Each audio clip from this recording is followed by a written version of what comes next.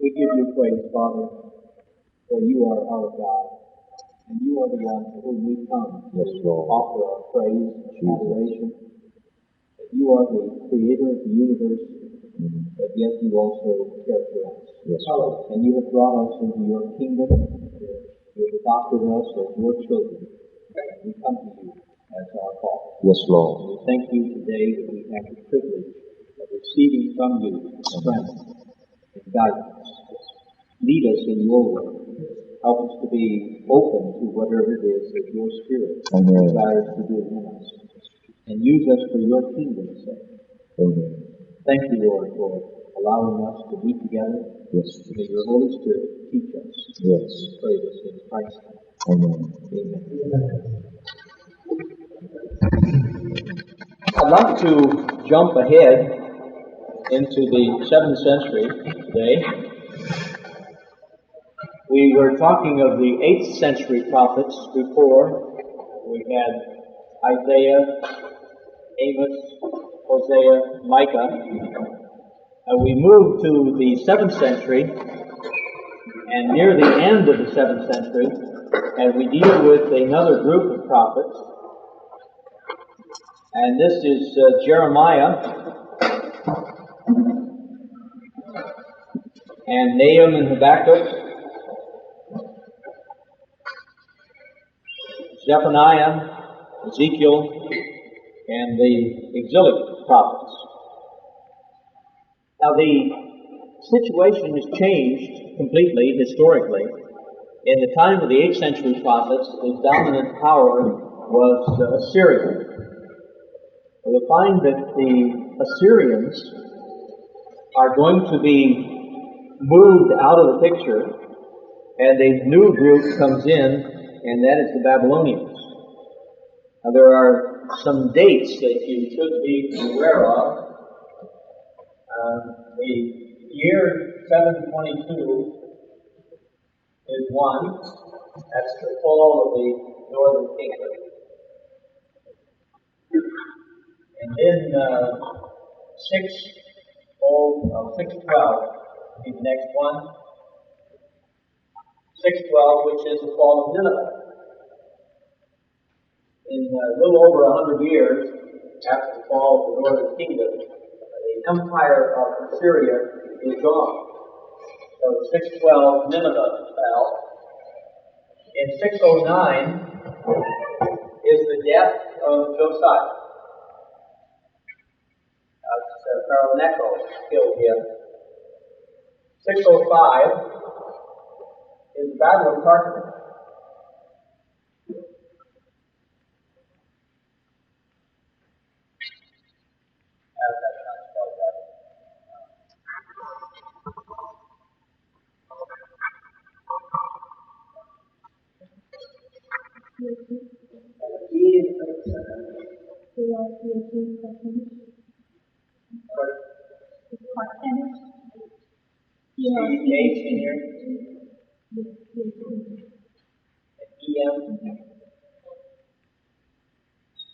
Yeah, that looks better.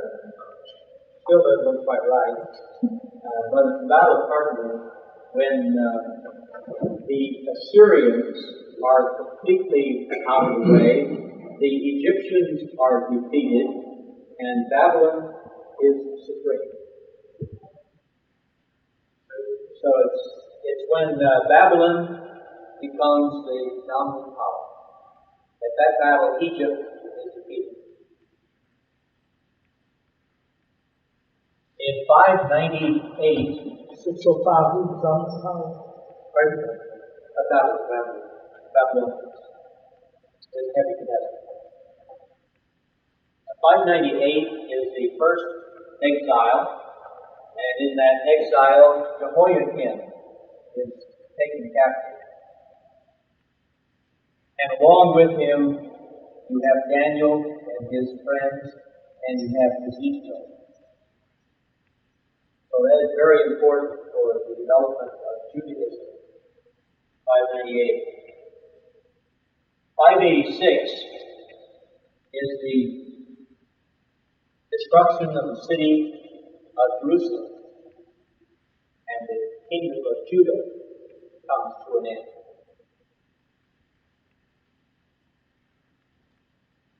"539 is the fall of Babylon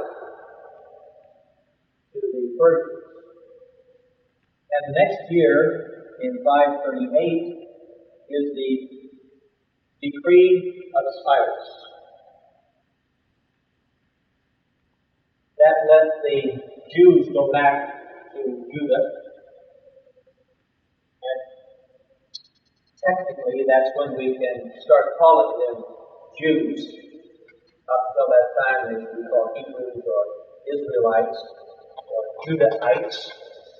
In 520 is the rebuilding of the temple. The prophets Haggai and Zechariah.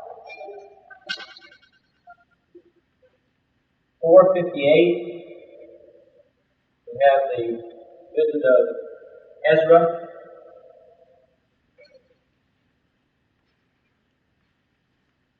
And in 445, I believe it is, we have Nehemiah.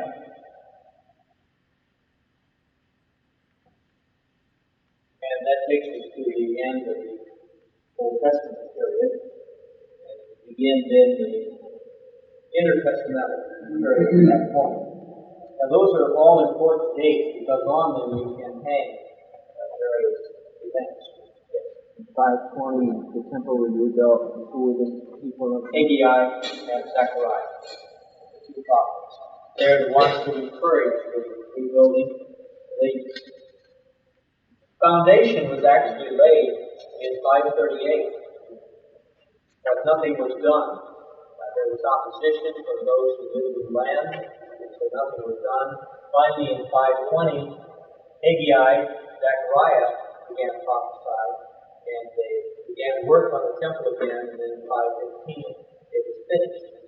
It was a 5-year period. And then Ezra came quite a bit later, and then Nehemiah showed up for the rebuilding of the walls. About that time. Now, the period that we are talking about now is going to be this period in here. It's the period of Jeremiah, of Ezekiel. They are going to be prophesying just before the fall of the Assyrians and the rise of the Babylonians. And their message is, it is God's will that the city of Jerusalem be destroyed. In the time of Isaiah, when Sennacherib invaded the country, the message was given to Hezekiah that Sennacherib would not take the city of Jerusalem. This becomes Orthodox theology.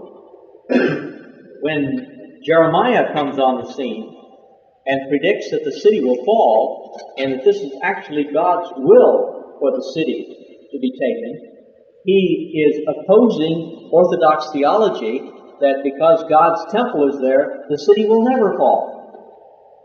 So he has a very difficult time. Jeremiah lives to see his prophecy fulfilled. The city is destroyed, and the temple is burned. Now, the prophet Jeremiah is better known than any other prophet in the Old Testament. For one thing, we have a lot of information written about him in the book. He gives us some of his inner feelings. And some of those feelings are harsh towards God.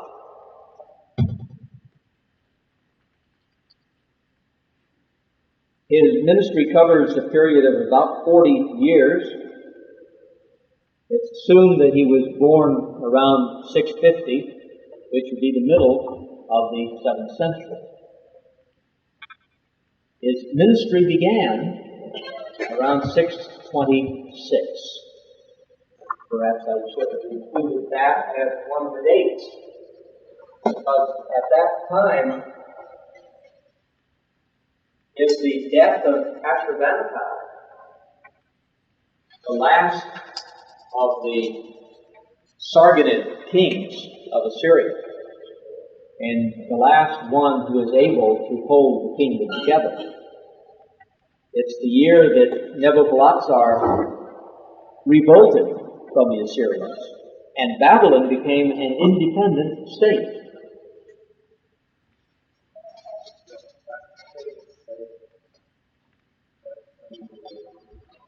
Who's that? Nebuchadnezzar? No, you don't need to know him.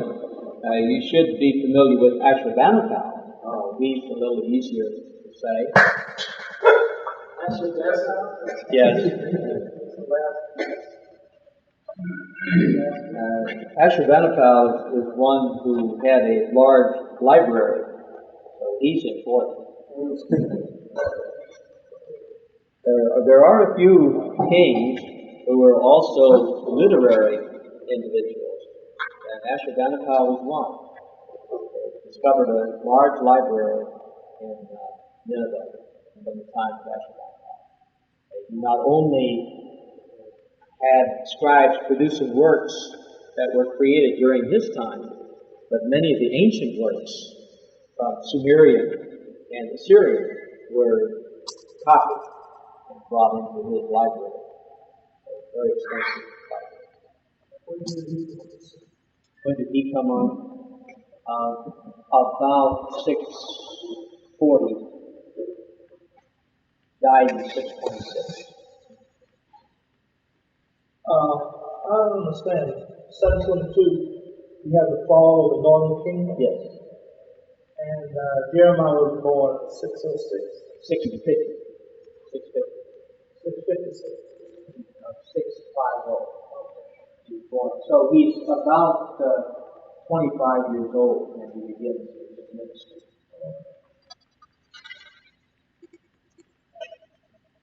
Jeremiah has a distinct call to the ministry. Read about it in the first chapter of the book. It tells us that before he was born, God called him to minister. He was deprived of marriage and of fatherhood. This was to symbolize the state of the nation of Judah. It was barren, land under judgment. Jeremiah suffered a lot. He sometimes is called the weeping prophet, perhaps considered himself a suffering servant of Isaiah. Perhaps he did fulfill that role. He had conflicts not only with the religious leaders, the government officials, but even his own hometown and immediate members of his family. At one point, he tells us that his family had planned to put him to death because of the trouble he was causing. Conflict is the keynote of Jeremiah's public career.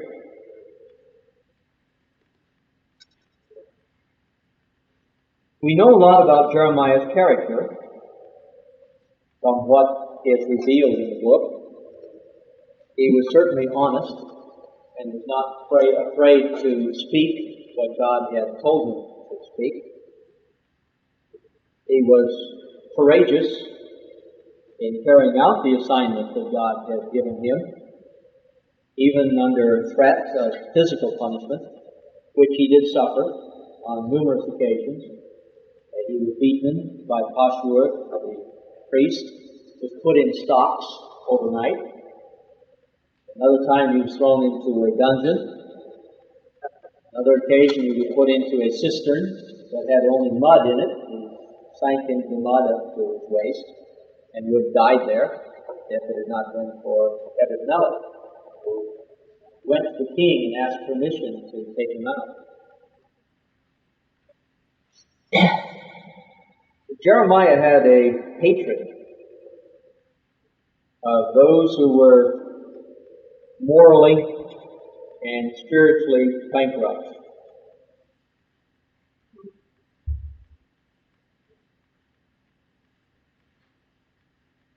On the other hand, he was very sensitive to the needs of the people.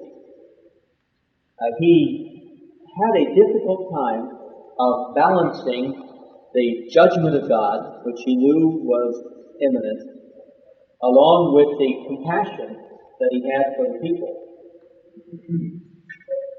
He knew that they were going to be punished. He knew that the city of Jerusalem would be destroyed, and there wasn't anything that he could do to prevent it. He tried, but he was unsuccessful. If we judge Jeremiah's prophecy on the basis of results, he was a failure. That's why I like to hold Jeremiah up as one of the examples for ministry. He obeyed God. He did exactly what God told him to do. Therefore, successful in God's eyes, but a failure in the eyes of the world. And that's what counts. He was unable to prevent the nation from going under. He was unable to prevent the destruction of the city of Jerusalem. He was preaching all this time and trying to get the people to repent. They wouldn't. So he could see this coming, and he was unable to prevent it.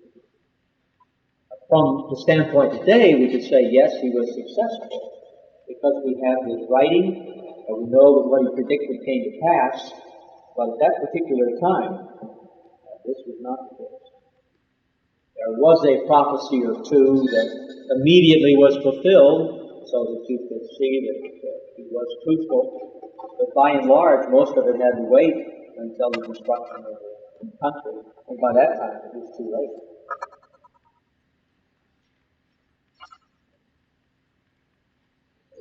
It's difficult to find any order in the book of Jeremiah.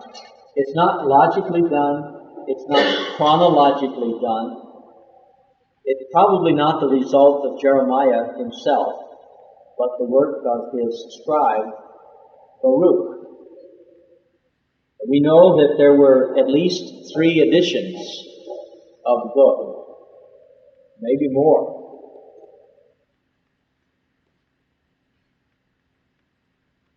Jeremiah had been prophesying for some time when he preached a sermon at the temple, and then was forbidden to ever again preach at the temple.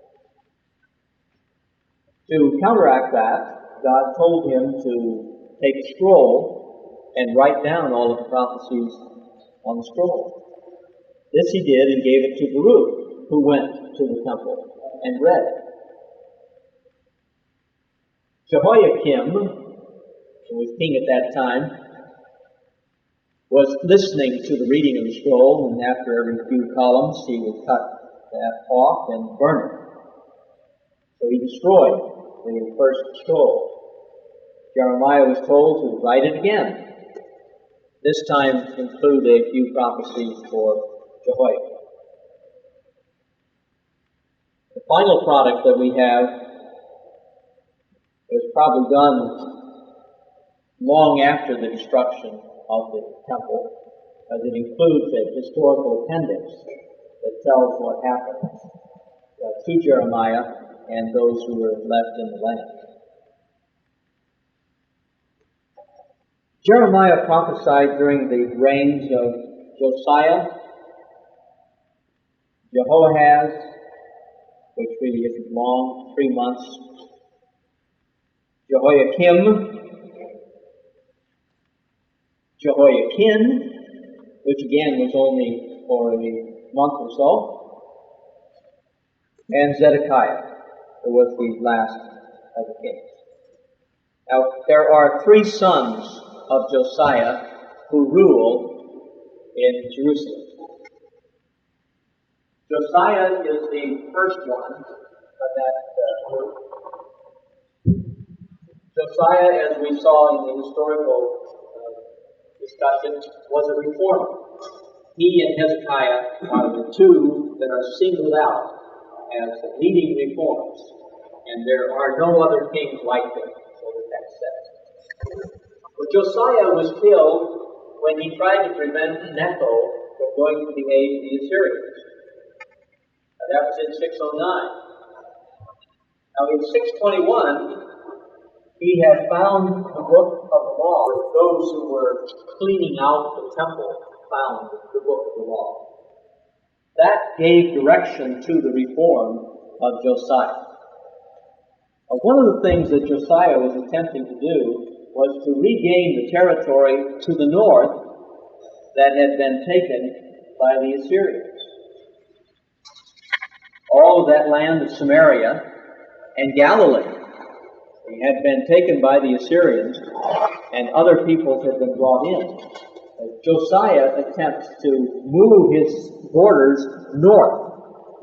Bethel is one of the areas where he goes, and he destroys the shrine at Bethel, as the prophet had said, the man of God said, at the time of Jeroboam.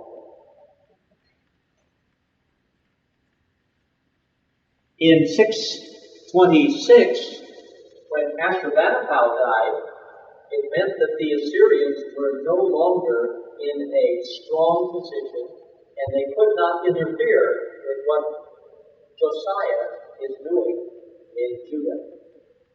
So just a few years later, after that death, Josiah is leading a revolt, political and religious. And the law book, when it is found, gives direction to that revolt, to that reform.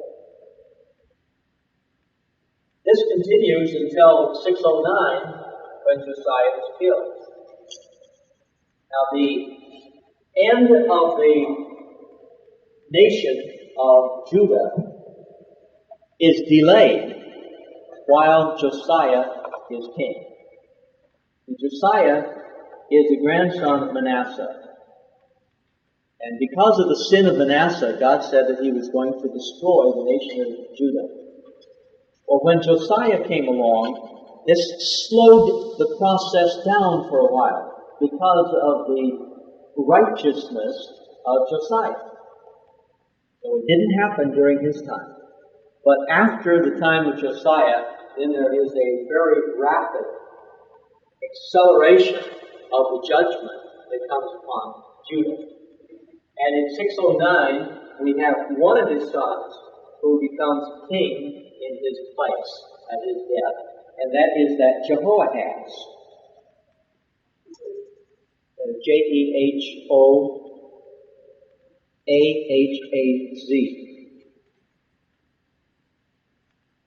Jehoahaz was made king by the Jews, by the nation of Judah. But when Pharaoh Necho came back from his trip to the north, he deposed Jehoahaz. He removed him from the throne, and in his place put on another of the sons of Josiah, whose name was Eliakim. Now, Eliakim had his name changed by Pharaoh Necho to Jehoiakim.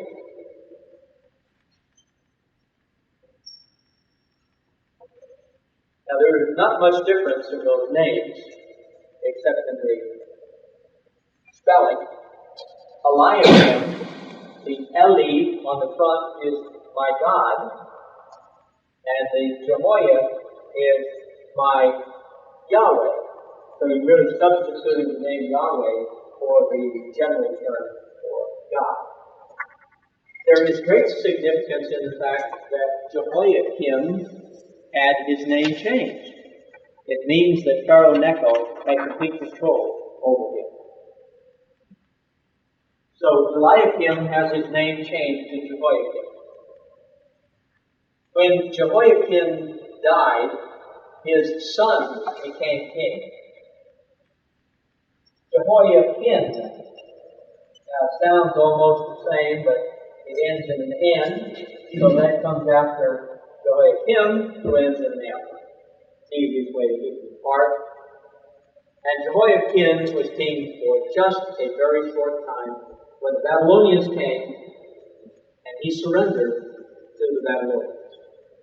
He was taken captive to Babylon, and there he remained in prison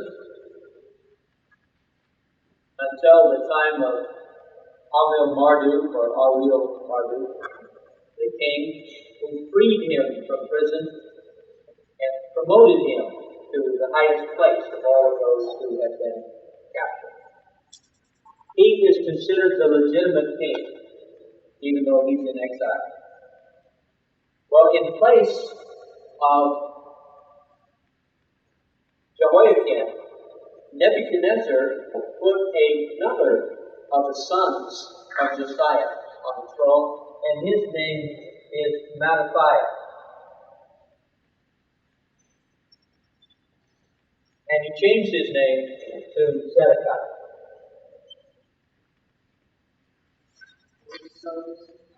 Pardon? Josiah. This is the third son of Josiah. I probably able to Jehoahaz the first.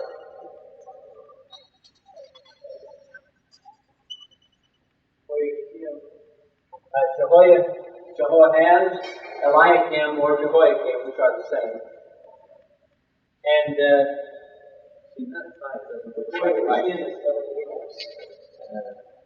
Mattaniah, I'm sorry, Mattaniah.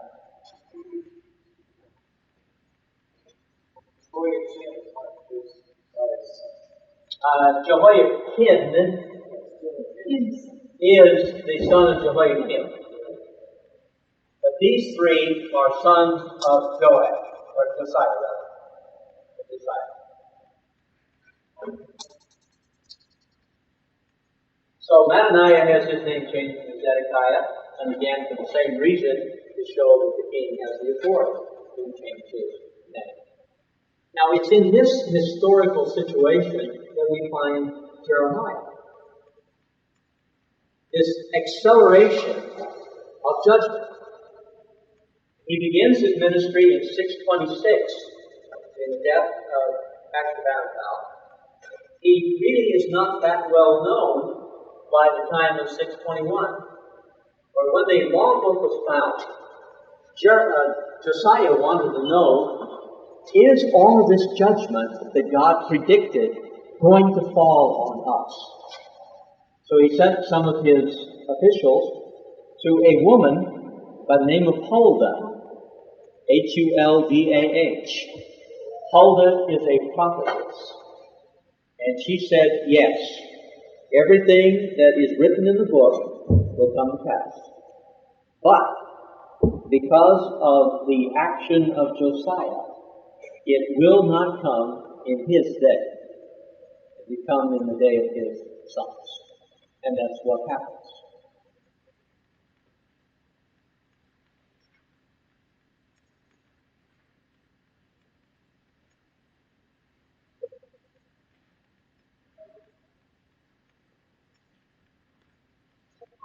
It is Jeremiah who also predicted that this period of exile would be 70 years. He does it in two ways. The 70 years is the length of the Babylonian Empire. So Babylon will be around for 70 years. He also does it in terms of the period of the exile. The Israelites will be in exile for 70 years. Now those two correspond quite well, because the Babylonian Empire really does not come of age until 605, when the Egyptians are defeated. And you could go back perhaps to 609,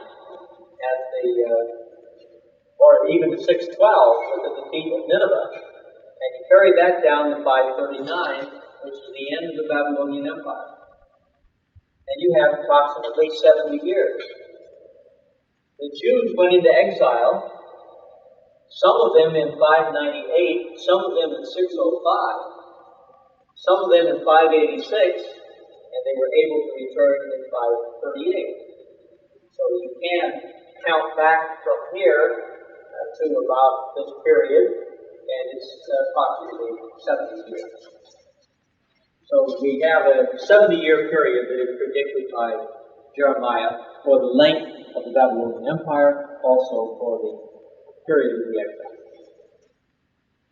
Jeremiah had conflicts. There were some false prophets who said, no, the exile isn't going to last more than 2 or 3 years, and then all of the people will come back to the city of Jerusalem. Jeremiah wrote him a letter. Told them, settle down, plant your gardens, build your houses, marry, carry on business just like you normally will or would, because you're going to be there a long time. One of the prophets who opposed Jeremiah and said that they were going to soon come back was told that he would die within a year. And within 6 months, he was dead. Who told him to die? Jeremiah did. Jeremiah scared him to death. Yeah. What was his name? I don't think it is Zedekiah.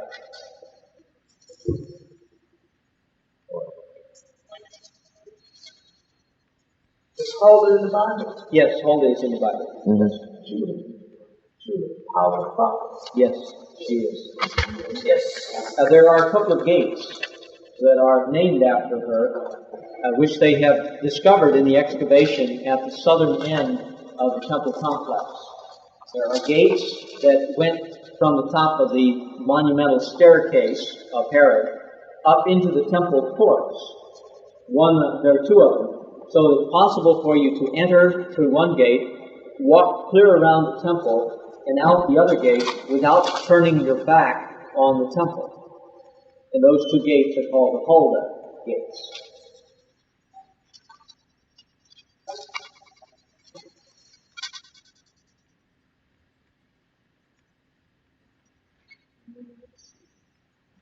The 70 years are predicted in chapter 25. Hananiah must be the one. Chapter 28, Hananiah prophesies in verse 3, within 2 years I will bring back to this place all the articles of the Lord's house that Nebuchadnezzar king of Babylon removed from here and took to Babylon. In verse 17, the last verse of chapter 28, in the 7th month of that same year, Hananiah the prophet died, as Jeremiah had predicted. In verse 16, therefore this is what the Lord says, I am about to remove you from the face of the earth. This very year you are going to die, because you have preached rebellion against the Lord. And in the 7th month of that same year, Hananiah the prophet died. So there's one of the short-term prophecies of Jeremiah that does come true, but it doesn't seem to have made that much difference in the lives of the people.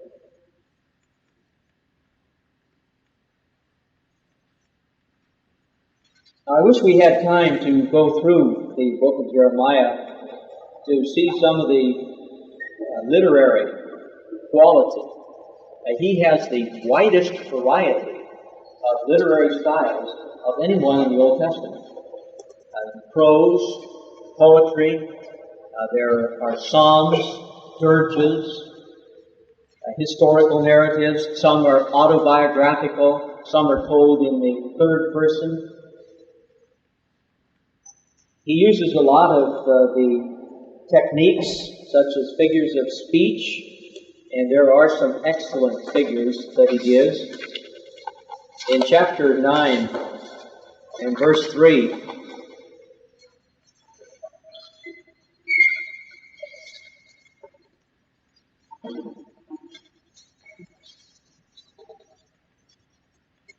they make ready their tongues like a bow to shoot lies.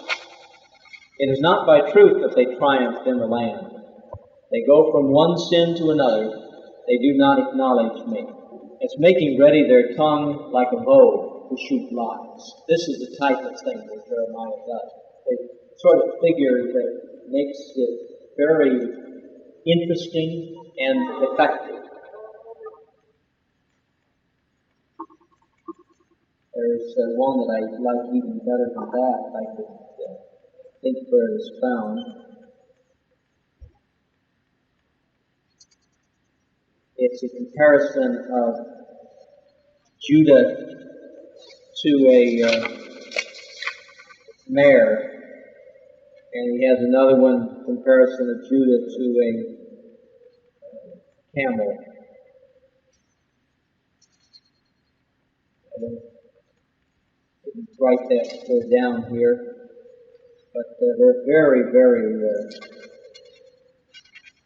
Here it is, chapter 2. Chapter 2, verse 23. How can you say, I am not defiled? I have not run after the Baals. See how you behaved in the valley. Consider what you have done. You are a swift she-camel running here and there, a wild donkey accustomed to the desert, sniffing the wind in her craving.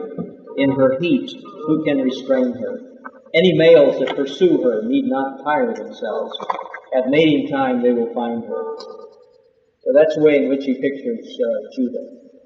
As this wanton animal that is desirous of mating with anybody.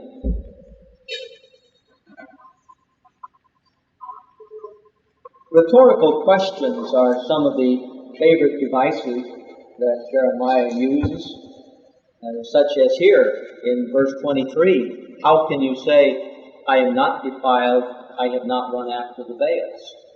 Whether they ask that question or not, he asks it so he can go ahead and answer it.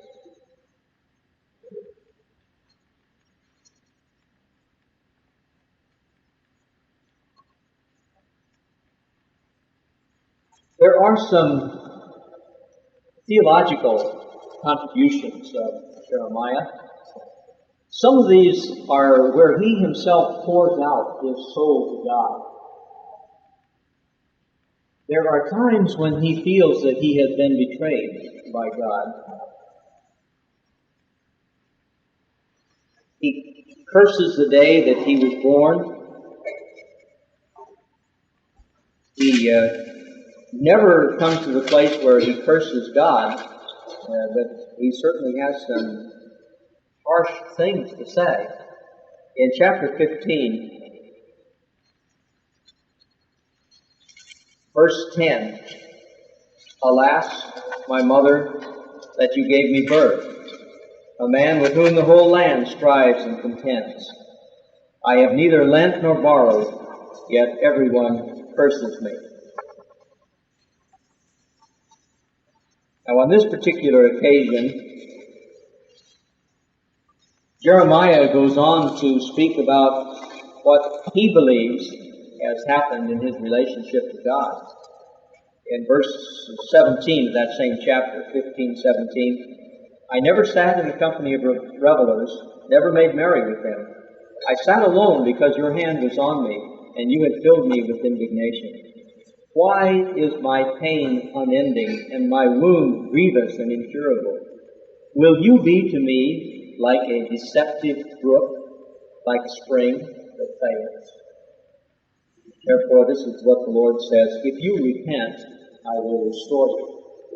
So the comment that God gives is, change your attitude, Jeremiah, and I'll help you. Now, that's not the worst, however, of Jeremiah's comments. Now, there's another one I'll bring up in a moment.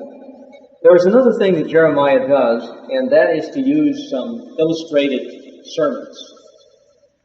He has a belt that he buys and is told to bury it. And he goes back later and digs it up, and by then it's rotten. Yes. Do you think Jeremiah was He was frustrated. Yes, he's frustrated.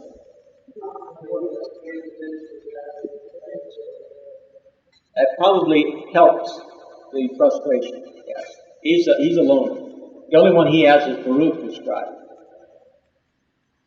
and Baruch is not very compassionate most of the time. He's complaining about the fact that he's not getting ahead in the world. And so Jeremiah has a prophecy for him, too.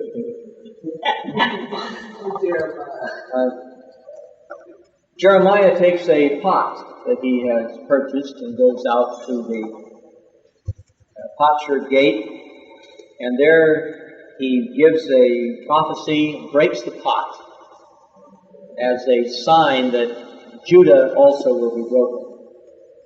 Sort of sets in motion this whole judgment that is going to come upon Israel, or Judah. In chapter 20, verse 14, Jeremiah says, "Cursed be the day I was born. May the day my mother bore me not be blessed.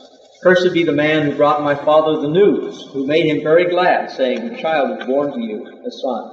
May that man be like the towns the Lord overthrew without pity. May he hear wailing in the morning, the battle cry at noon. For he did not kill me in the womb with my mother as my grave, her womb enlarged forever. Why did I ever come out of the womb to see trouble and sorrow and to end my days in shame?" Now, before he was born, see, while he's in the womb, God called him to be a prophet.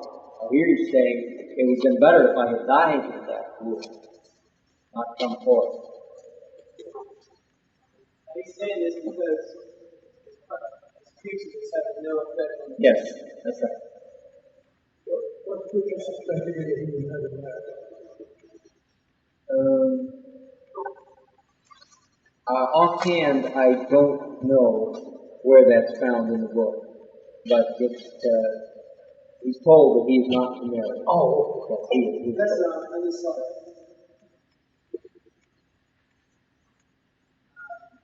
16. Chapter 16. Yes.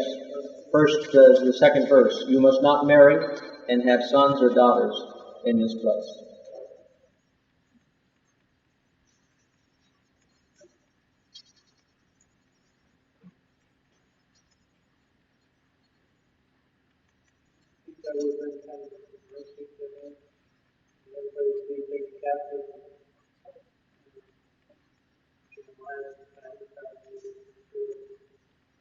Although Jeremiah himself escapes,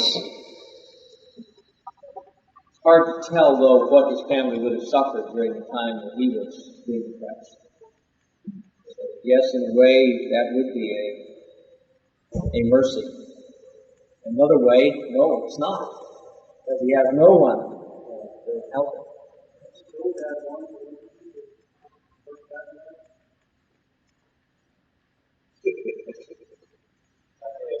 Yes. I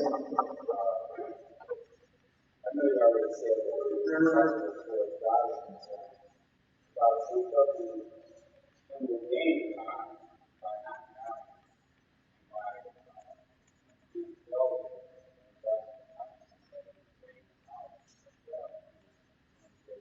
Yes.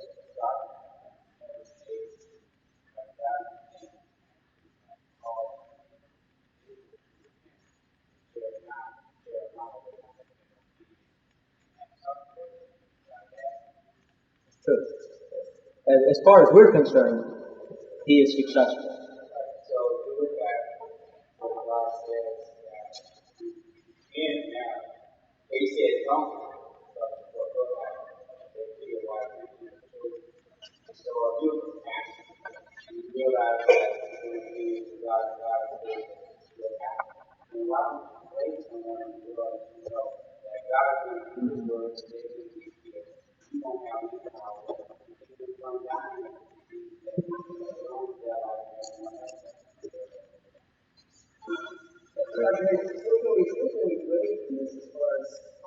Our lives, as far as our relationship with God, and obviously God does personally. How does that affect us as far as the call we have on our lives, God can tell us to do something. I think that he is an example of an individual who heard God and obeyed God.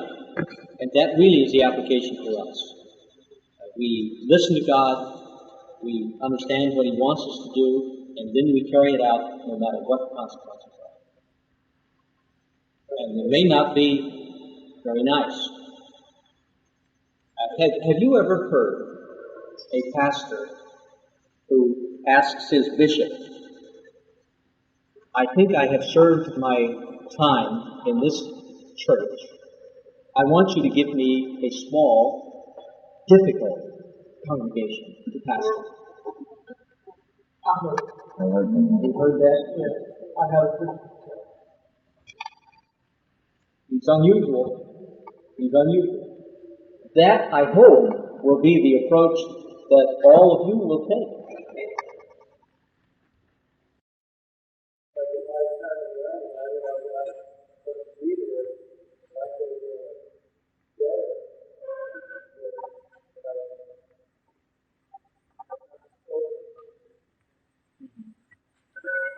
But hindsight is always better than foresight. So, we can learn from this.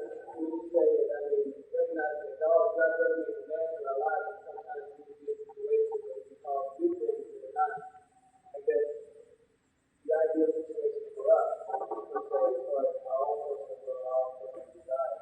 God doesn't call us to do things. He does place demands in our lives that restrain or just call us to places that maybe it's not what you want us to do.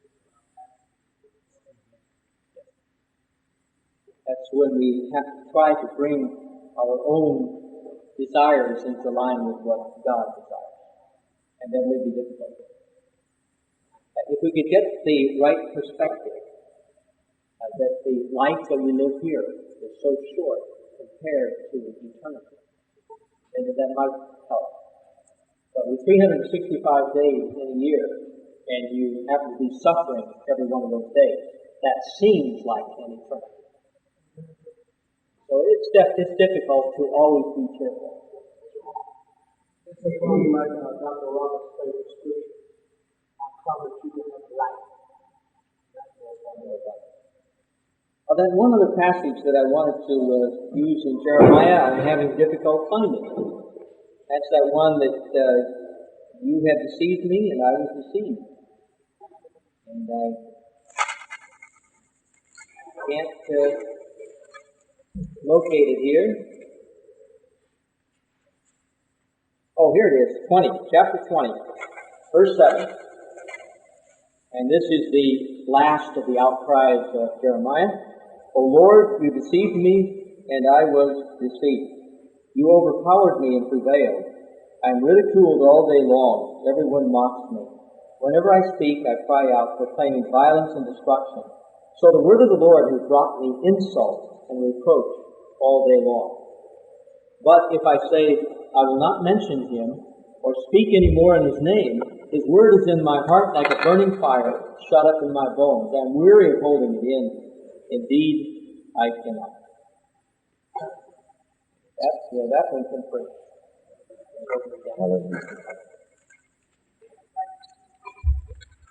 Now, what are some of the theological truths that we can learn from Ezekiel, or from Jeremiah? One is that Yahweh is sovereign. He does what he wants. He's sovereign in history. There is divine intervention.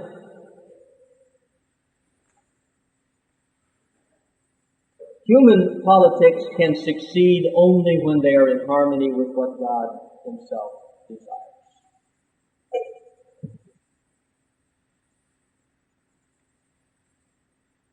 And in chapter 18, Jeremiah tells us that God reserves the right to change his mind, change his plans. If he's sovereign, he can do whatever he wishes. We sometimes quote the verse that God doesn't change. He can certainly change as far as our interpretation of events is concerned. It looks like he starts to work in one way, changes his mind, and does something else. Well, he can do this because of his sovereignty. Chapter 18, verses 7 to 10.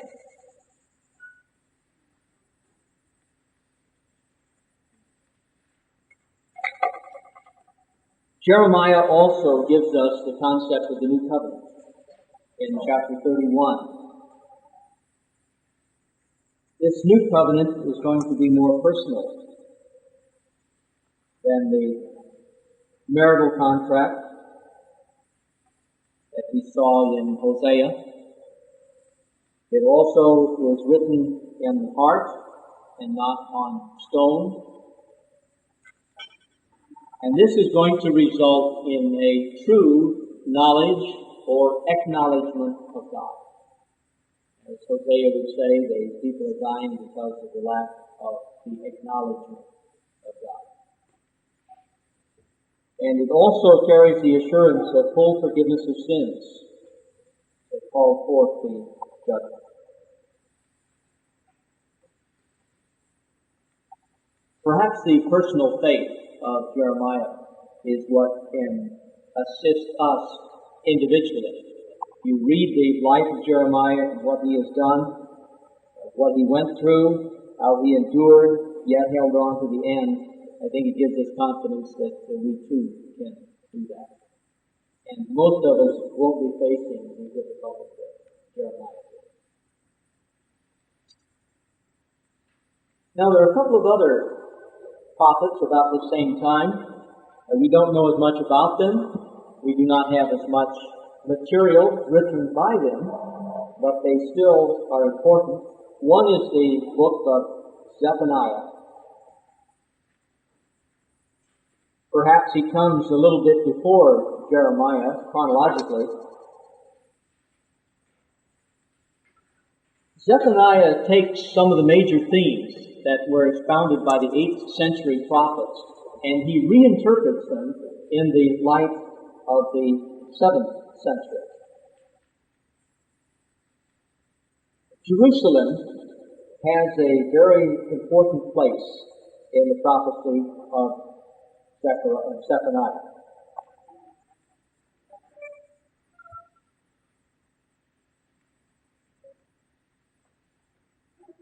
Zephaniah said that because of the sin of Manasseh and his son Ammon, the city of Jerusalem would be destroyed. And his message is one of imminent destruction. Judgment is coming. But at the same time, there is the hope of ultimate deliverance.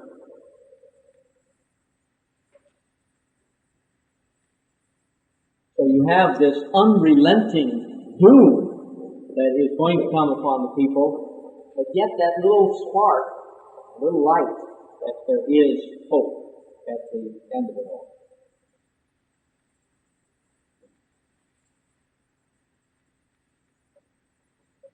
A judgment is not only going to be punitive, it's going to be corrective.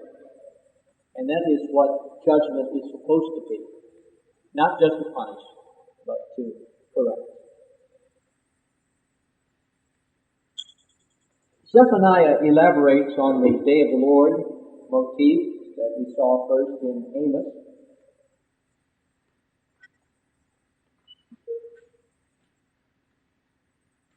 The problem that Israel, or Judah, I guess we can say because Israel is out of the way at this time, the problem of Judah is pride. And what the people need is humility.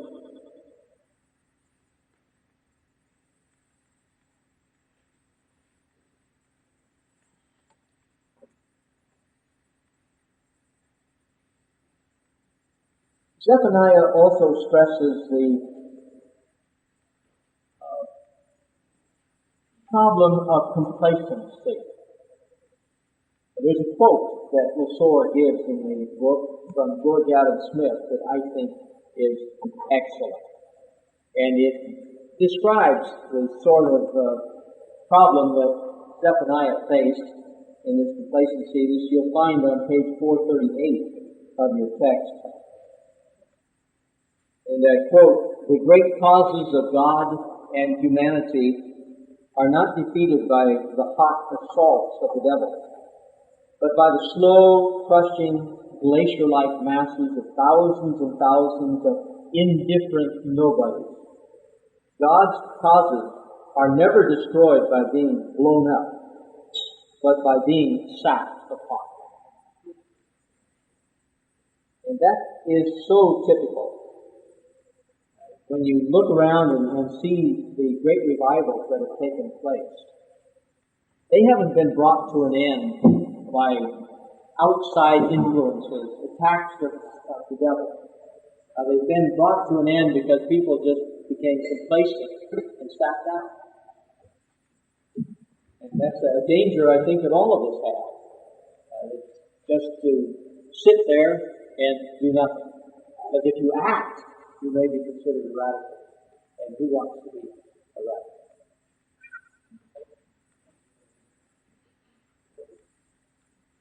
Now the other small book is that of Joel. And we know less about Joel than we do about Zephaniah. Now Joel could be put a lot earlier than this. I don't know where to put Joel. Some have put him as early as 850, which would be in the 9th century. Others say no, he belongs down in the 6th century, or even in the exile period. Now the Sower puts him at this point, so that's why I have included him at this juncture. His stress is on priestly ceremonies and religious festivities. Support theory that he was a priest, since he says so much about the priestly ceremony that seems to have a very close connection with the cult, perhaps a cult prophet.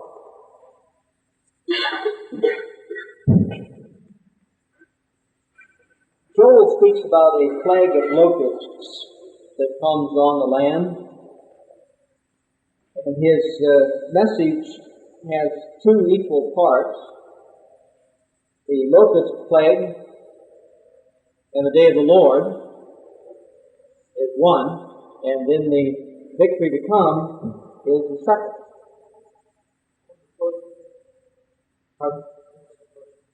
The day of the Lord and the locust plague. He ties those in together. The locust plague and the devastation caused by the locusts coming through is used by Joel to describe the army of God that comes in to ruin the land. And this one I probably ought to call to your attention specifically. The number 2, the emphasis is on the victory that is to come. Chapter 2 of Joel says, "Blow the trumpet in Zion, sound the alarm on my holy hill, that all who live in the land tremble, for the day of the Lord is coming, it is close at hand, a day of darkness and gloom, a day of clouds and blackness, like dawn spreading across the mountains, a large and mighty army comes, such as never was of old, nor ever will be in ages to come." And then down in verse 8, it says they do not jostle each other, each marches straight ahead, they plunge through defenses without breaking ranks. They rush upon the city, they run along the wall, they climb into the houses, like thieves they enter through the windows. Now this is Yahweh's army. And this is Yahweh's army for destruction, to destroy his people, Judah. Now there is the chorus that has been written. And I don't sing that chorus, even though our pastor has taken pains to explain it in a way that a person could. I just don't sing it because I think it's taken out of context here. And I don't like to be classified with the army of God who brings destruction. I'd much rather be the army of God that brings deliverance. So I don't sing that chorus. But if any of you like to do that, that's fine. Thank you for your enlightenment. You can run along the wall if you want, and you can climb into houses like thieves. Now, what does Joel tell us about God? If these locusts are the army of God, coming to do the will of God, then God must be in control of all nature. And this is a truth that Joel tells us. God is in complete control of nature because these locusts are his army. So the locusts are a description of the day of the Lord, but then Joel also has this hope, this victory that is going to come, and that's in chapter 2 also, beginning with verse 28. Afterward I will pour out my Spirit on all people, and this is in a section where he is describing the day of the Lord. Your sons and daughters will prophesy, your old men will dream dreams, your young men will see visions. Even on my servants, both men and women, I will pour out my Spirit in those days. I will show wonders in the heavens and on the earth, blood and fire and billows of smoke. The sun will be turned to darkness, and the moon to blood before the coming of the great and dreadful day of the Lord. Everyone who calls on the name of the Lord will be saved. Now that's what Peter quoted on the day of Pentecost. He quoted that whole thing. There was no signs in the heavens. There was no blood. There was no smoke. But yet he says this was fulfilled at that time. God did pour out his Spirit upon all peoples. They did prophesy. The only difficulty I have with this is that I seem to be caught in the middle. Because your old men will dream dreams, and I don't dream dreams. And your young men will see visions, and I don't see visions. So I don't yeah. Sometimes I feel so deprived in God's kingdom. I've never had a vision, and I've never had a dream, and I've never heard God speak to me. And sometimes I wonder, is he still there? Yes, he's still there. That's right. I can certainly identify with her. Of course, that's all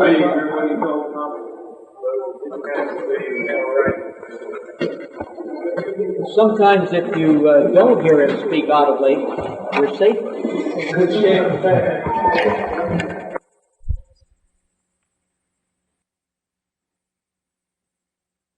There were still, however, black minorities in some of the major black denominations. But the majority of black Christians became members of their own organized bodies after the war. The denomination that capitalized the most overall with the revivalistic emphasis in America, particularly as it blossomed in the 1800s, was the Methodist denomination. Methodists even eclipsed the Baptist in total leadership in the 1800s. There are reasons why the Methodists were able to capitalize. Methodists did not have the educational requirements for clergy, so that as the church moved into the borders of the western frontier, as movements like the camp meetings began to sweep thousands of people into Christianity, Methodists could equip a laity, a pastor, the church could be formed, and then a layperson could be raised up as the overseer of that church, where the Presbyterians had to have an ordained clergy. Be a pastor in many of the churches had no ordained leadership. So, plus the Methodists were willing, they were used to the circulating precedent of John Wesley, and they were willing to go out into the West, the pioneer areas where others feared to tread. So they were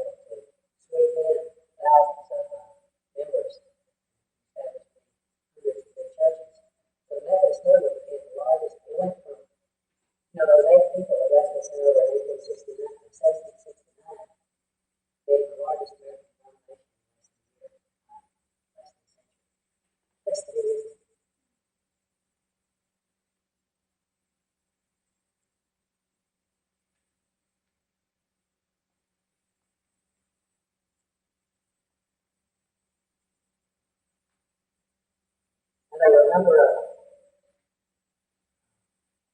movements that were also birthed on American soil in the 19th century. One of those movements was started by a Baptist farmer of Lowhampton, New York, William Miller. William Miller, this farmer,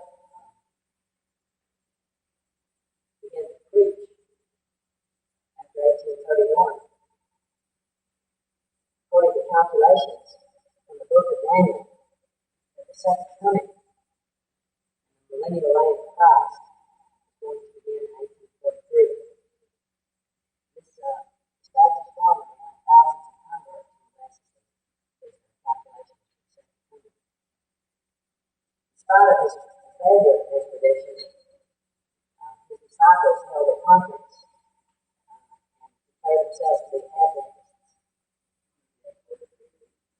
43 reasons why Christ didn't come.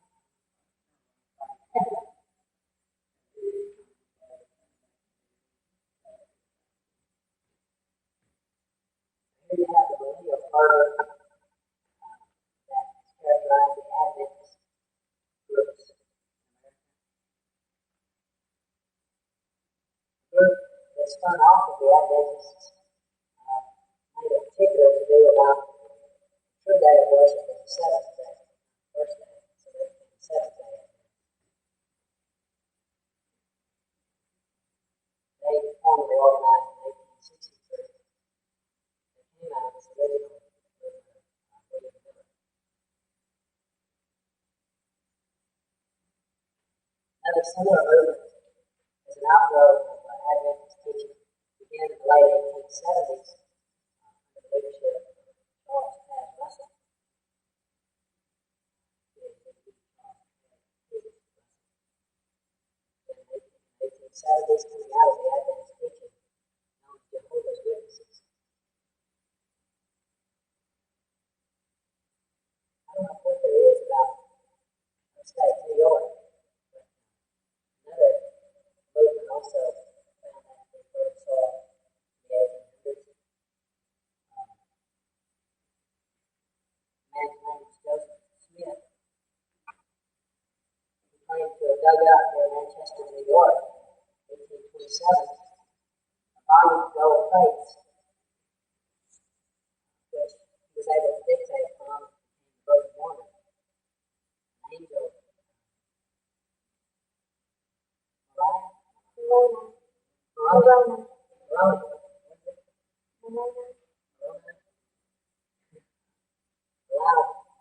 gave Smith the ability to interpret the hieroglyphics not writing tablets, but unfortunately the tablets were lost and never recovered. But the Book of Mormon survived as a supplement to the Bible. It was by her magic spectrum. That's right. They gave Joseph Smith the ability to read. So Smith became the leader of a new movement, the Mormon movement. It was organized in 1830 in Fayette, New York. Also, a lot of recruits came from Kirtland, Ohio. This is where Brigham Young came from. Brigham Young became a member of the outreach of the Mormons in Kirtland, Ohio. Then the Mormon leaders moved to Missouri in 1838. In 1840, they founded Nauvoo, Illinois, their own community. Nauvoo, Illinois. Now, in spite of the fact that in the Book of Mormon, monogamous family relationships are taught, however, Joseph Smith received a special revelation in 1843 allowing polygamy. And this caused such an outbreak of hostility among the population that a mob murdered Joseph Smith. Under the leadership of Brigham Young, who was a great organizer, he led the Mormons on a trek that ended up in Salt Lake City, Utah, where they established their community and their headquarters. After the government continued to pressure the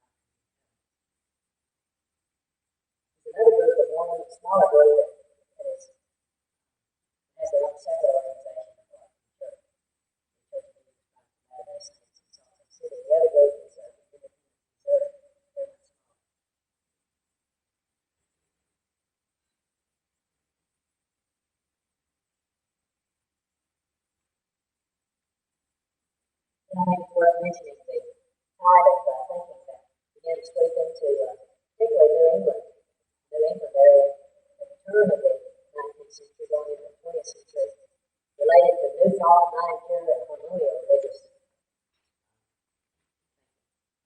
New Thought, Manicure, and Harmonial religious.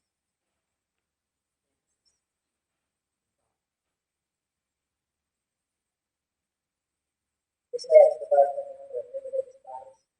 Most distinctive of all of these groups was the Church of Christ and Science, Christian Science, founded by Mary Hayden.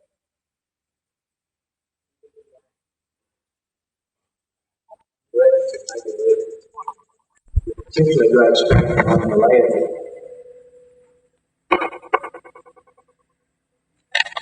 But they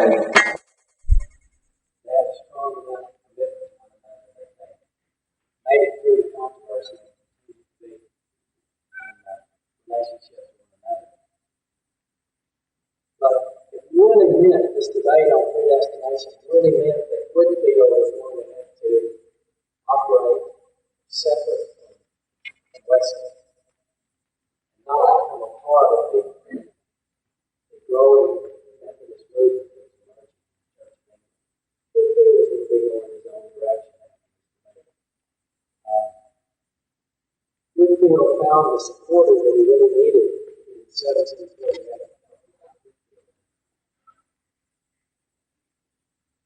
And he met a wealthy widow, Countess of Huntington.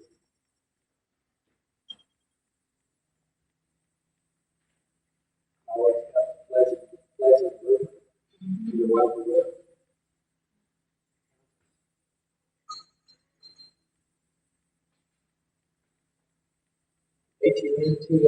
Hunting.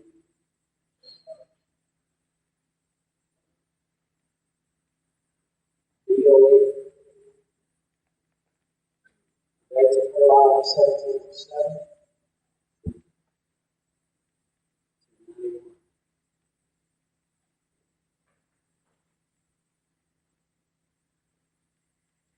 She had actually converted to Christ under Wesley's influence.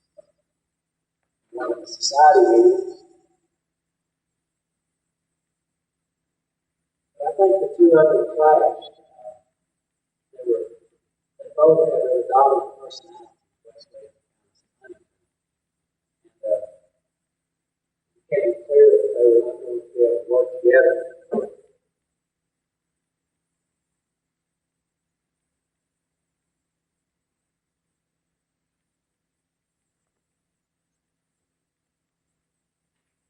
Whitfield and Countess of Huntington were able to work out an amiable arrangement.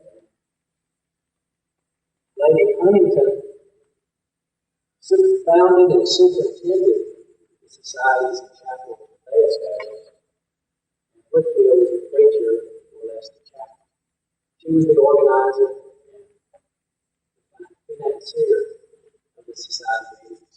Whitfield did the preaching.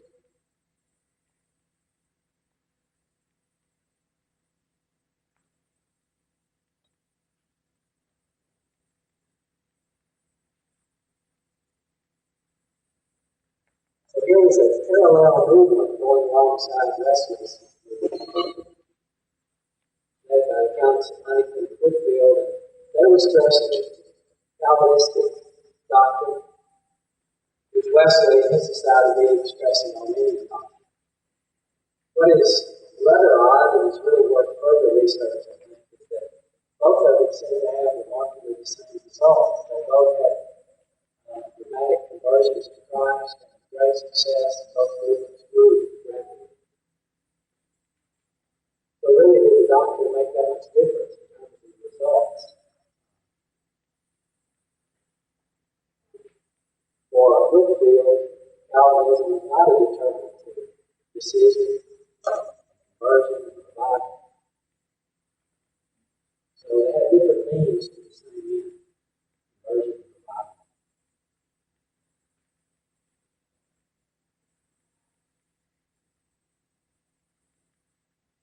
Now, Charles Wesley was not able to keep up the vigorous activity of his brother John. After 1756, Charles seldom went out and preached. Traveled after 1756. He stayed in Bristol, and from time to time preached in Bristol and in London. He was more of a conservative person than his brother anyway, and was more Anglican than John. His great service was not as much in preaching or organizing as much as it was writing hymns. It impacted an entire generation and many successive generations with the beauty and theological depth of his hymns.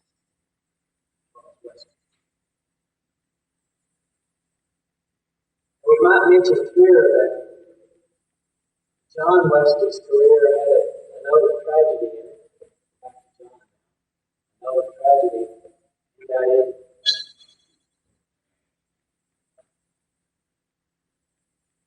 1751. John met and married a widow, Mary Gazelle. Mary Gazelle, V-A-Z-E-I-L-L-E. V-A-Z-E-I-L-L-E. This is a very unhappy and almost unworkable relationship.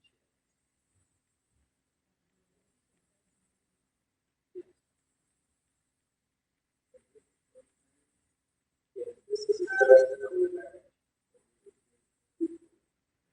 Howard, 48. Now, I think that it would have been very difficult to be married to John Wesley, unless you like being alone most of your married life. But John was really married to his horse. In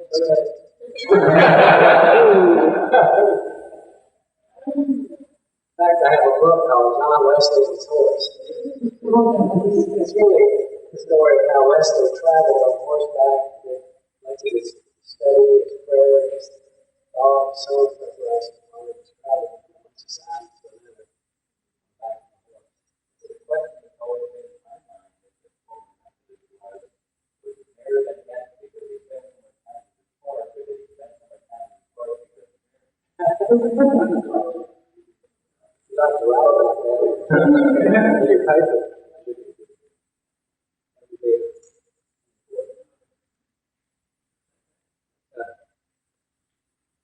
No, the relationship between John and Mary was exploited by a lot of jealousy on her part.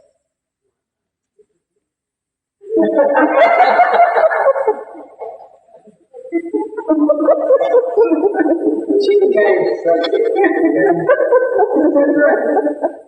became very suspicious of John, and it actually came to the point where she would travel to the cities without his knowing it, where he was going to be preaching in towns, spy on him, see if she could catch him in the light. And finally, it was proven that the marriage was not going to work, and she left him. When Wesley was notified that she had left her, he said, "My wife has left me, I shall not touch her."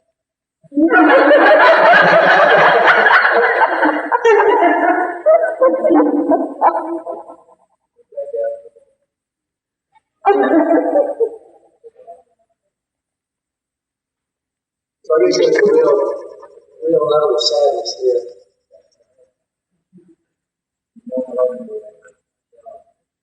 I do not know how long they tried to make this relationship work.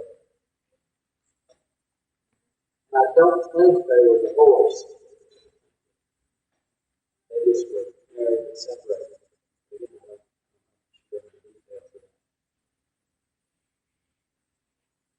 Wesley, well, he devoted himself even more so to his work, his preaching, his traveling, his horse. After this broken relationship. Now, Wesley had been critical of the Moravian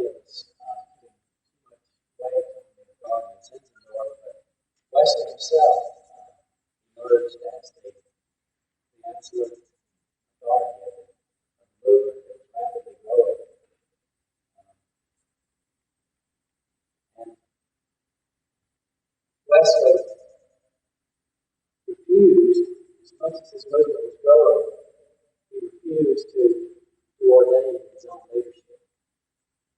Sometimes you would find a preacher who would convert to his movement who already had ordination to the Church of England.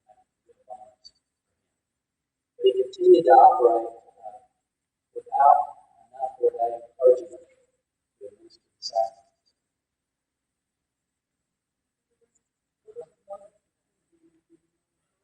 Why he wouldn't want to separate?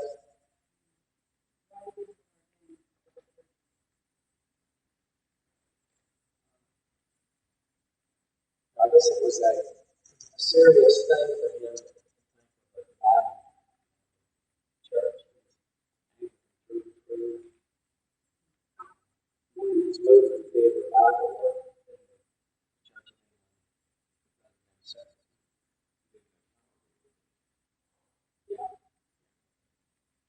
England. He could have ordained and it would have been accepted within the Church of England, and he chose not to separate from the Church of England. The Church of England is becoming more sympathetic to the evangelical concern, conversion, revivalist emphasis. More and more within the establishment will be sympathetic to this movement as a group. So he was, in some ways, having an impact on design. The evangelical party was more powerful in the Church of England. Now, out of Whitfield and Wesley, the first group to break away officially from the Church of England was Whitfield and Thomas Hayden. After Whitfield's death, Thomas Hayden, 9 years later in 1779, she took the movement that was associated with himself and Whitfield and separated from the Church of England. And in time, this became known as the Welsh Methodist Church. So the Whitfield Thomas Hayden connection became known as the Welsh Methodist Church. So that was just one total break there that Thomas made in 1779. But the separation of the Wesleyan Methodists from the Church of England was more gradual. It happened by degrees. And it was only after Wesley's death in 1791 that the official break occurred. However, there were two important steps that had been made before Wesley's death that led to the separation. First thing that happened was On February 28th, 1794, Wesley drew up a deed of declaration, which provided for the continuance of this movement after his death by the naming of a conference of 100 members to hold the property and send the direction of the movement. The deed of declaration provision was made for a conference of 100 members who would maintain the property, maintain title to the property, and send the direction of the movement. You can see there's certainly a step towards self-government.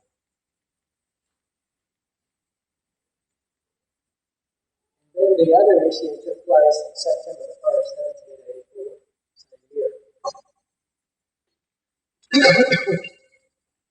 This question was centered on America and the need for the Wesleyan movement to have ordained leadership in the American continent. The movement was expanding to the colony. Now, Wesley could not convince the Church of England to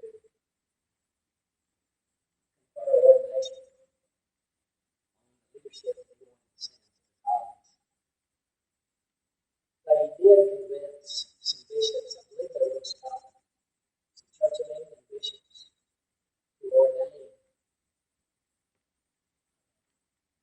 about the formation of the church, but they were bishops. One was a bishop and one was a superintendent. However, I think it was just two bishops, but he had these men ordained presbyters and superintendents to go to America. These Church of England bishops ordained four Wesley presbyters and superintendents to go to America. Having done this without the approval of the Church of England, certainly seems a breach of conduct, not official ruling by the Church of England. Wesley himself didn't see it as an important experience to do so. He sent representatives to America.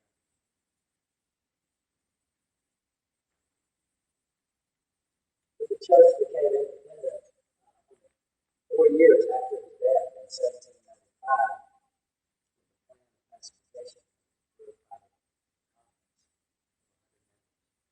Plan of pacification which sealed the separation of Wesleyan Methodism with the Church of England.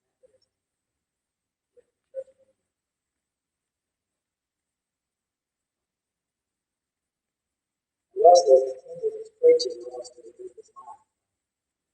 He died on March the 2nd, 1791 in London, and the ministry that had taken place throughout his life would have the effect of revolutionizing not only the church in England, but America and many points in the world.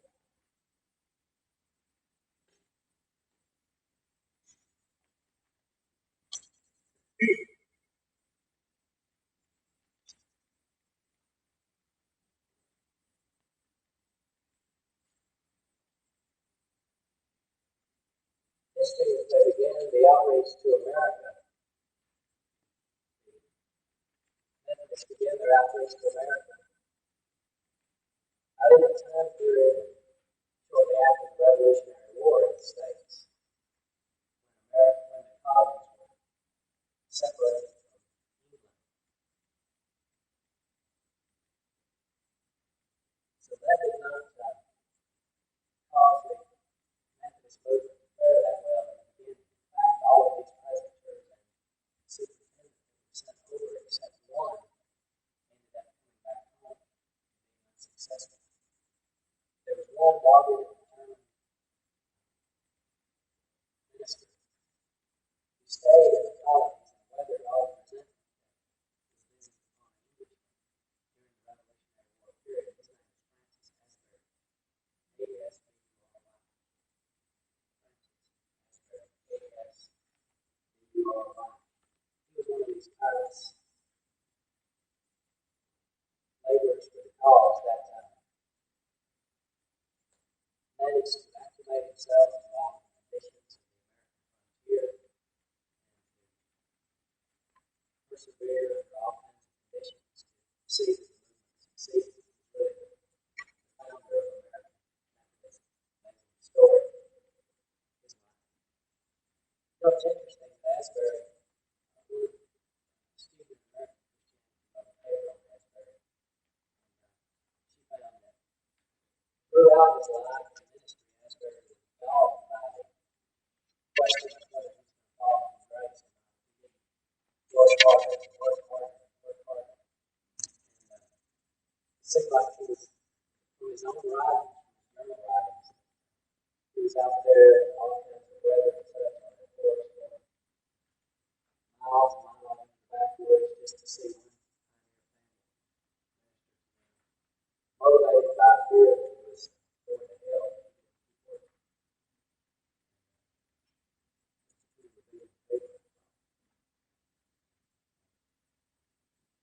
Certainly did not seem to reflect the joy and peace and assurance that Wesley had.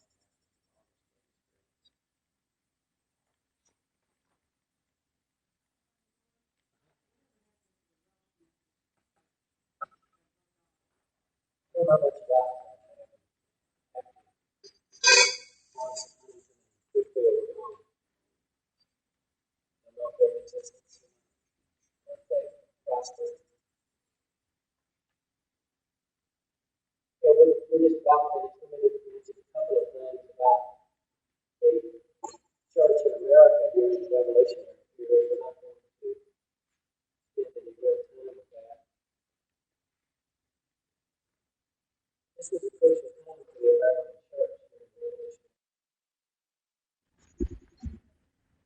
give you praise, Father, for you are our God.